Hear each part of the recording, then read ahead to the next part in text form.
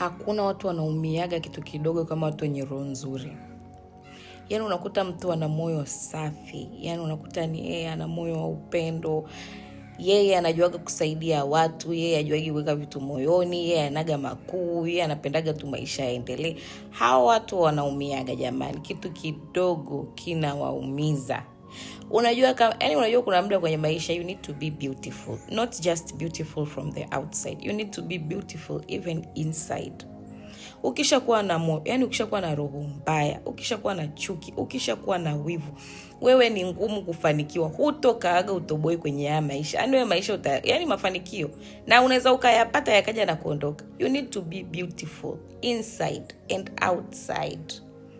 Kuwa na moyo wa kusaidia, kuwa na moyo wa upendo, usiwe na wivu. Wivu ni adui mbaya sana. Ukishakuwa ni wakuoneaga watu wivu, hutaka ufanikiwe. Ukiona mwenzio amefanya kitu unakasirika, hutaka ufanikiwe. Clap for them until it's your time. Kuna siku itafika, siku yako wewe mwenyewe utashangaa. Yaani wewe mwenyewe utashangaa hivi imekuaje. Lakini ukiona mwenzio amefanya kitu unakasirika, kila ukikaa unamwongelea mwenzio kwa mabaya, kila ukikaa yani ule wewe ni mabaya tu kwa watu, utafanikiwa lini?